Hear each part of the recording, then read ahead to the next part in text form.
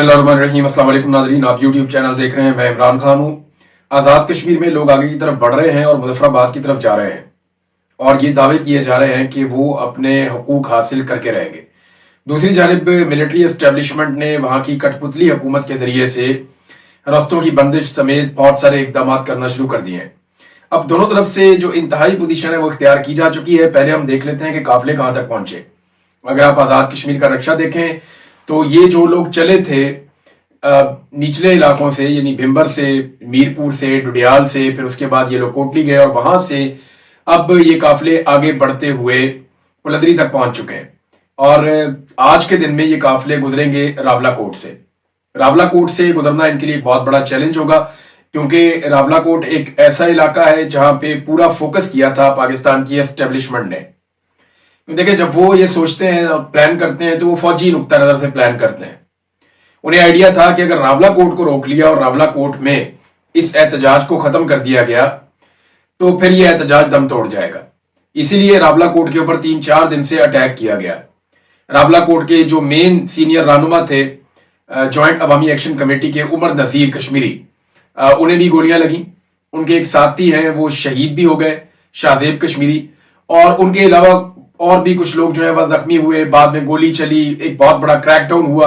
उस क्रैकडाउन के अंदर भी बताया गया कि दर्जनों लोगों को गोलियां लगी हैं, बहुत सारे लोग शहीद भी हुए हैं और पुलिस एहलकार, सिक्योरिटी फोर्सेस के लोग भी वहां पे शहीद हुए। तो रावलाकोट को एक ऐसा पॉइंट बनाया गया कि जहां पे हर हाल में इस तहरीक को खत्म किया जाएगा। अब आज के दिन में रावलाकोट से अवाम की बहुत बड़ी तादाद ने, कश्मीरियों ने गुजरना है। अगर वो ये रुकावट अबूर कर देते हैं तो फिर उसके बाद बाग है। और याद रखिएगा, बाग में सिर्फ ये लोग नहीं जाएंगे, बाग में और तरफ से भी लोग आएंगे और बाग से जो इज्तिमा इकट्ठा होगा वो बहुत बड़ा होगा। दावा किया जा रहा है कि वहां पे 2 लाख तक लोग भी इकट्ठे हो सकते हैं। अगर आप गिनती में गिने और आप 2 लाख लोगों की तादाद को और स्ट्रेंथ को समझें तो ये बहुत बड़ी तादाद होती है लोगों की। लोग तो 50-60 हजार भी इकट्ठे हो जाए तो सरकार के लिए मुसीबत बन जाती है। भारत ये काफिला लगातार बड़ा होता चला जा रहा है, इसके अंदर लोग शामिल होते चले जा रहे हैं। मुख्तलिफ यूनियन काउंसिल से, मुख्तलिफ हलकों से, मुख्तलिफ इलाकों से अवामी एहतजाज इसके अंदर शामिल होता चला जा रहा है। कोटली जो है वहां पे पूरी कोशिश की गई, वहां पे गोली भी बहुत चली, वहां पे लोग जांभक भी हुए, सिक्योरिटी वाले भी बहुत जख्मी हुए। एक खातून वहां पे जांभक हो गई। उनके अलावा कुछ और उसके बारे में वाकया ये बताया जाता है कि 4 डेड बॉडीज लाई गई थी DHQ हॉस्पिटल में। वहां पे जब मकामी लोग पहुंचे, कुछ जख्मी भी थे, उन्हें खून देने के लिए, और उससे पहले कुछ लोग वैसे भी रूटीन में आए हुए थे अस्पताल में, तो अस्पताल को सिक्योरिटी फोर्सेस ने घेर लिया और वहां दोबारा लड़ाई शुरू हो गई। और वहां जब दोबारा फायरिंग हुई तो उसमें एक खातून समेत 3 लोग मजीद वहां पे शहीद हो गए। तो टोटल बाद में जब पता चला शाम को तो 8 डेड बॉडीज अस्पताल के अंदर मौजूद थी। तो ये इंतहाई अफसोसनाक सूरत हाल थी। एक डॉक्टर थे, वो अपनी छत पे खड़े हुए थे, नौजवान डॉक्टर बिल्कुल, और एक गोली आई, उन्हें लगी और वो भी शहीद हो गए। अब बहुत सारे नौजवानों की तस्वीरें सामने आ रही है, उनकी वीडियो सामने आ रही है और बताया जा रहा है कि ये फला जगह पे ये लोग शहीद हुए हैं। डेड बॉडीज के हवाले से कुछ दावे किए जा रहे हैं कि लोगों को उनकी डेड बॉडीज नहीं दी जा रही, ताकि लोग जब दफनाने जाएंगे या नमाज जनाजा करवाएंगे तो उसमें बहुत बड़ी तादाद में मजीद लोग इकट्ठे हो जाएंगे और जब लोग इकट्ठे होंगे तो फिर वो एहतजाज के अंदर शामिल हो जाएंगे। लिहाजा डेड बॉडीज नहीं दी जा रही। इसमें अहमद फरहाद साहब ने एक इंकशाफ किया। उन्होंने कहा कि मुझे तवातर के साथ खबरें मिली कि रावलाकोट में शहीद होने वालों की लाशें उनके लवाहिकीन को नहीं दी जा रही। मैंने बड़ी मुश्किल से रावलाकोट के नजदीकी इलाके खाई गला के उस्मान साबिर के भाई का नंबर हासिल किया। उसके भाई का नाम इमरान है, जो 7 जून की शाम रावलाकोट CMH के बाहर कत्लेआम का निशाना बना। उस्मान के भाई इमरान ने कहा कि मैं CMH लाश लेने गया तो मेरे सामने पुलिस लाश वहां से ले गई। मैंने उनकी बहुत मिन्नतें की कि मेरी बेवा माँ है और उसकी आंखें भी नहीं हैं, तो वो लाश की मुंतजिर है। तो पुलिस ने ये कहकर लाश नामालूम मकाम पर मुंतकिल कर दी कि ये कौन सा कोई हज करके आया। मोहम्मद इमरान अगले रोज थाने गया तो पहले उसे किसी कर्नल साहब के पास जाने का कहा गया और फिर ये कहकर वापस भेज दिया गया कि लाश अमानतन दफना दी गई है। मोहम्मद इमरान ने तस्दीक की है कि बाज लोगों को इस शर्त पर लाशें वापस दी गई कि वो लिख कर दें कि उनका अजीज एक दहशतगर्द था। मोहम्मद इमरान से अपनी तफसीली टेलीफोनिक गुफ्तगू गारंटी मैं बाद में अपलोड कर दूंगा, वो तफसीलात जब आएंगी तो आपके साथ शेयर करूंगा। और कुछ और लोगों ने भी इस तरह की खबरें दी हैं कि जो डेड बॉडीज हैं वो नहीं दी जा रही लवाहिकीन को। और वो इसलिए नहीं दी जा रही कि ये लेकर जाएंगे, नमाज जनाजा करवाएंगे, वहां पे लोग इकट्ठे होंगे और जो लोग इकट्ठे होंगे वो भी इस एहतजाज का हिस्सा बन जाएंगे। कश्मीर के अंदर मवासलात का निजाम दरम बरम हो चुका है, वहां पे इंटरनेट, मोबाइल फोन, इन चीजों की बंदिश है, लिहाजा आपको बराह रास्त खबरें नहीं मिल सकती। बहुत कोशिश करने के बाद कुछ छोटी मोटी खबरें वहां से निकल रही हैं। जो खबरों का एक फ्लो है, जिस तरह होता है किसी भी इलाके में इस किस्म की कार्रवाइयां की जाएं, वो इस तरीके से नहीं हो रहा। लेकिन ये काफिले आगे बढ़ते चले जा रहे हैं और अब पुलंदरी को क्रॉस कर रहे हैं। जब ये रावला कोट में दाखिल होकर रावला कोट को क्रॉस करेंगे तो ये एक बहुत बड़ा मरहला होगा। तो आज के दिन में देखना है कि ये काफिले कितनी शिद्दत से और कितनी तेजी से रावला कोट को क्रॉस करते हैं। ये एक बड़ा इम्तिहान है। उमर नजीर कश्मीरी, जिन्हें गोलियां लगी, जिन्होंने जख्मी हालत में अपना स्टेटमेंट भी जारी किया था, इनके सर के ऊपर 1 करोड़ रुपए का इनाम भी रखा गया है कि जो इन्हें पकड़वाएगा उन्हें 1 करोड़ रुपया दिया जाएगा।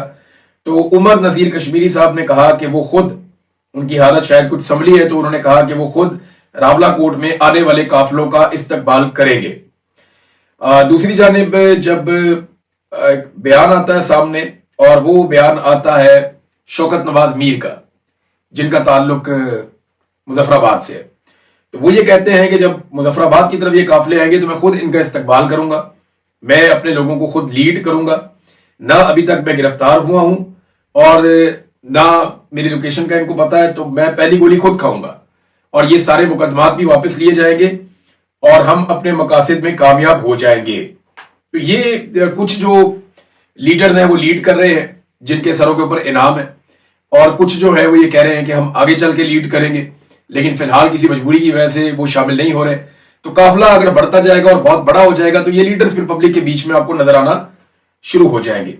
फैसल राठौर जो कठपुतली वजीर आजम है आजाद कश्मीर के, उन्होंने मुज़ाकरात के लिए लगभग मिन्नतें ही शुरू कर दी हैं। एक तरफ वो टीवी चैनल के अंदर ये तासुर दे रहे हैं कि जैसे वो तो मुज़ाकरात के लिए बहुत उतावले हैं और वो मुज़ाकरात करना चाहते हैं, वो बातचीत करके मसले को हल करना चाहते हैं। एक तरफ वो ये तासुर दे रहे हैं और दूसरी जानिब जिनके साथ मुज़ाकरात करने हैं उन्हें कलदम करार देकर उनके सरों पे इनाम रख दिया गया है।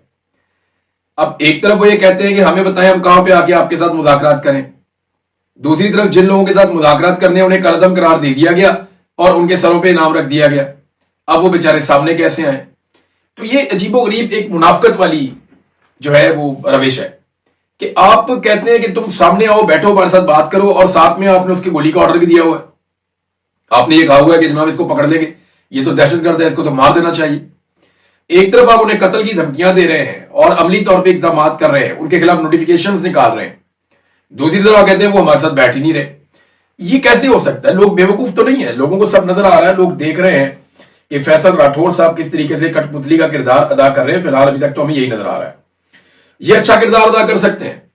अभी भी मुझे ऐसा लगता है कि मुजफ्फराबाद पहुंचने की शायद नौबत ना आए, ये काफिले रस्ते में ही होंगे अगले 2 से 3 दिन में, और फिर आप देखेंगे अगर ये कामयाब हो गए। देखें, 2 चीजें याद रखिएगा। अब अगर यहां से कश्मीरी वापस मुड़ गए या यहां से ये तहरीक खत्म हो गई, तो मेरी बात आप लिख के रख लीजिए, फिर एक तरह का डेथ वारंट है उन लोगों का जिन्होंने इस तहरीक को चलाया या इसके अंदर कभी शामिल हुए। ये आप लिख कर रख ले, इस लेवल का क्रैकडाउन होगा कि आज के बाद कभी कश्मीर में कोई तहरीक चलाने का नाम नहीं लेगा अगर यहां पे नाकामी हो जाती है तो।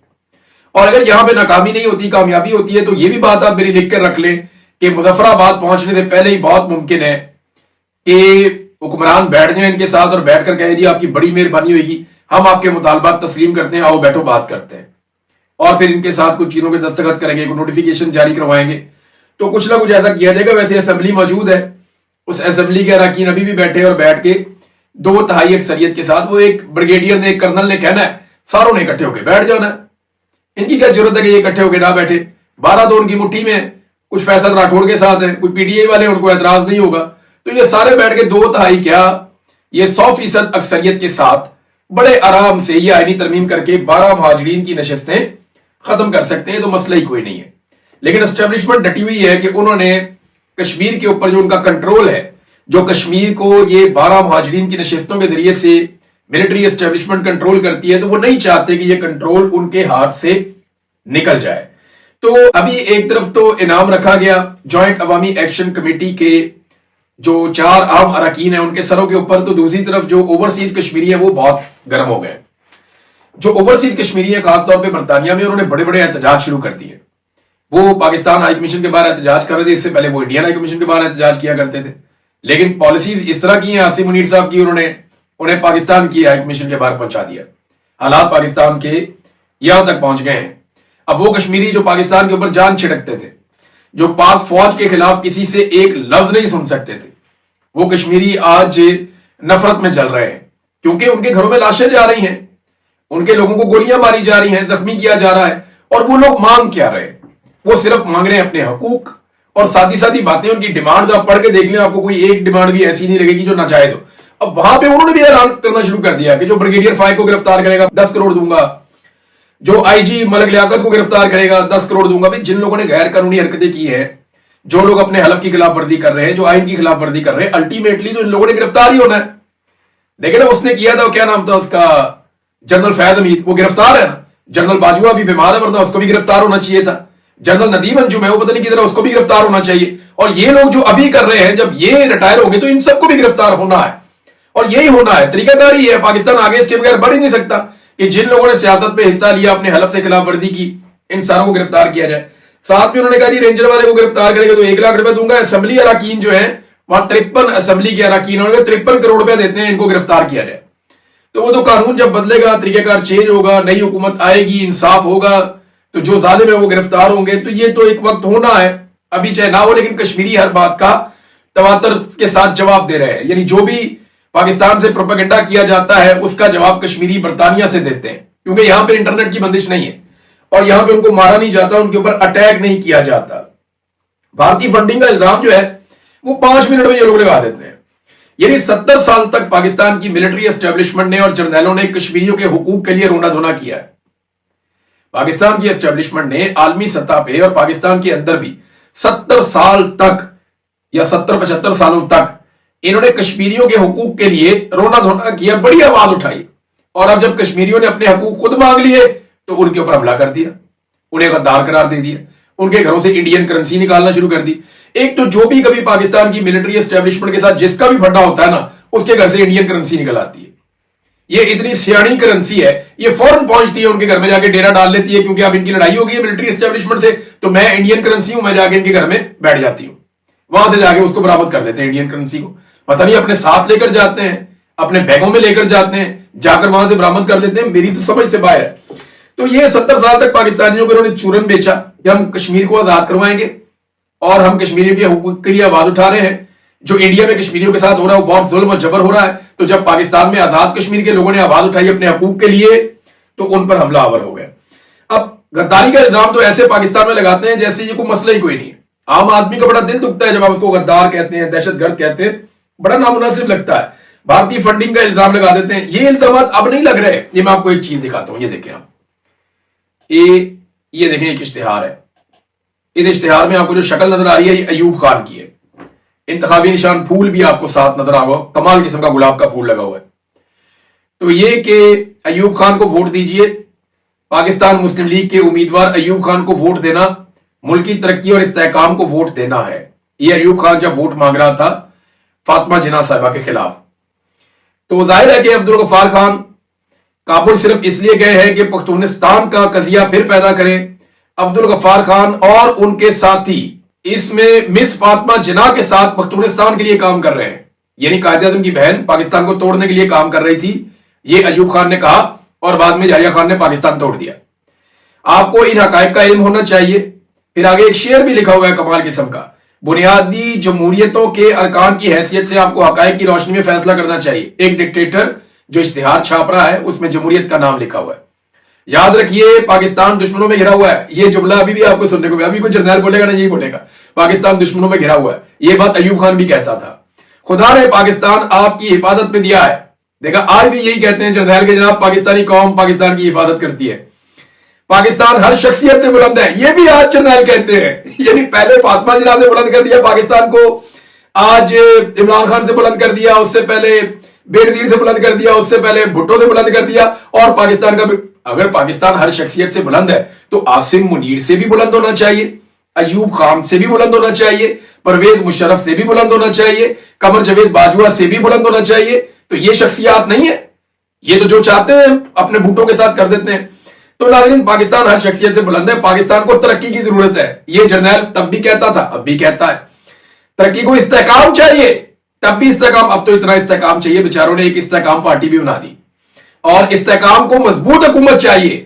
مضبوط حکومت یاد ہے، یہ ابھی جو موجودہ ملٹری اسٹیبلشمنٹ ہے حکومت کو مضبوط کر رہی ہے. کبھی نشستیں چھین لیتے ہیں، کبھی ضمنی الیکشن میں جتوا دیتے ہیں، خواتین کی مخصوص نشستیں چھین لیتے ہیں.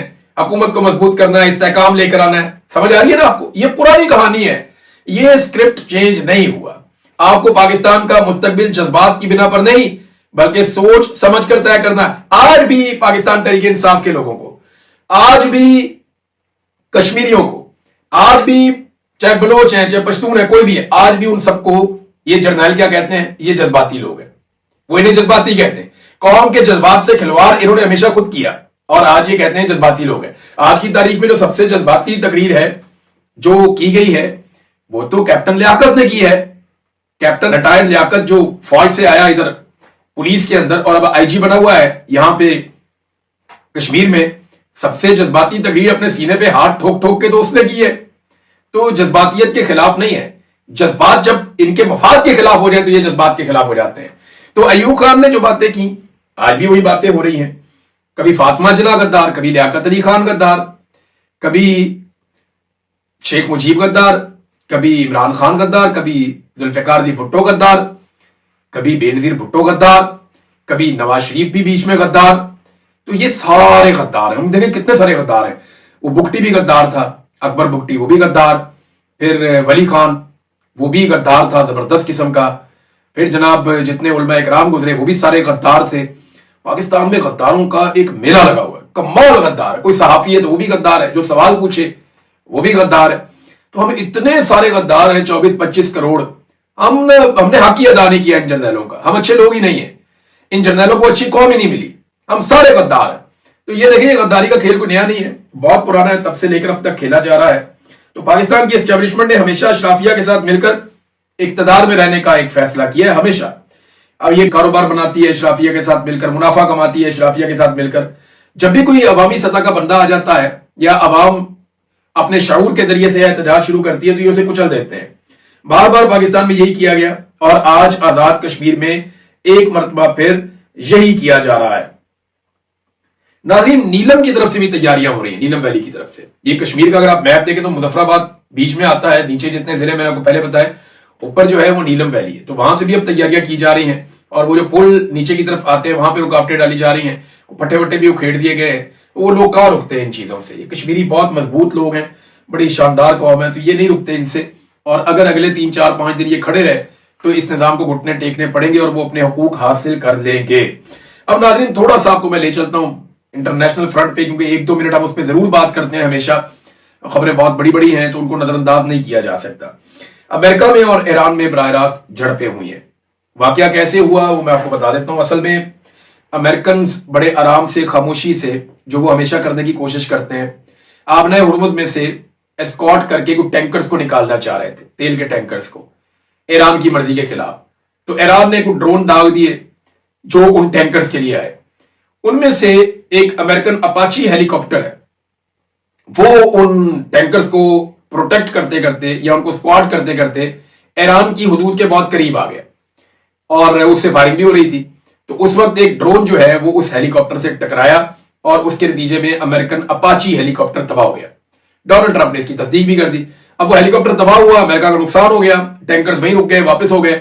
تو ایران نے وہ آپریشن روک دیا. اب اس کے رد عمل کے طور پہ امریکہ نے ایران میں 5 جگہوں پہ فضائی حملے کر دیے، جن میں ایک کشم کا علاقہ ہے، مناب کا علاقہ ہے، سریک کا علاقہ ہے، جاسک کا علاقہ ہے، بندر عباس کا علاقہ ہے. اور سریک میں ایک نیول بیس پہ اٹیک کیا گیا، جاسک میں ایک نیول بیس پہ اٹیک کیا گیا، بندر عباس میں ایئر ڈیفنس سائٹ کو نشانہ بنایا گیا ہے. یہ امریکن اٹیک ہوئے. اس کے بعد ایران نے ڈرونز اور میزائل کے ساتھ امریکی اڈوں کے اوپر اٹیک کیا ہے. اسرائیل کے اوپر بھی تک اس کا واپس جواب نہیں دیا گیا. یہ امریکی اور ایرانی معاملہ ہے تو اس کو اس تناظر میں دیکھا جا رہا ہے. پر دیکھتے ہیں اس کا فردر کیا اپڈیٹ آتی ہے وہ آپ کے ساتھ شیئر کریں گے. اب تک لیے اتنا ہی. اپنا خیال رکھیے گا. اپنے اس چینل